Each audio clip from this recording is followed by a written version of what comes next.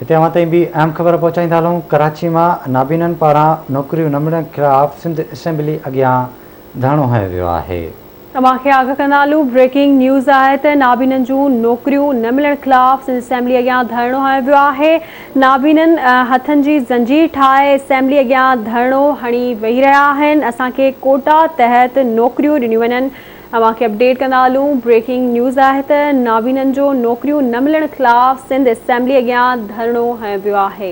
बिल्कुलु नाज़रीन, नाबीननि हथनि जी ज़ंजीर ठाहे असेंबली अॻियां धरणो हणी वेही रहिया आहिनि।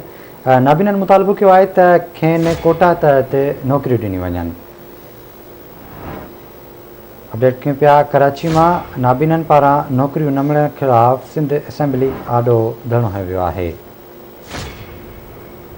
तफ़सील मालूम कंदासीं कराची में मेहताब शहर सां। मेहताब, छा तफ़सील आहिनि? जी बिल्कुल बिशा, तव्हांखे ॿुधाए हलूं त अॼु कराची में सिंध असेंबली आॾो नाबीननि पारां एहतजाज धरणो हुयो आहे।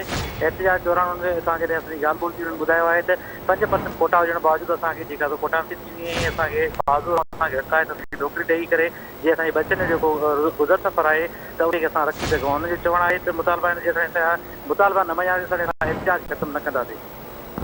महिरबानी तव्हांजी मेहताब अपडेट करण लाइ।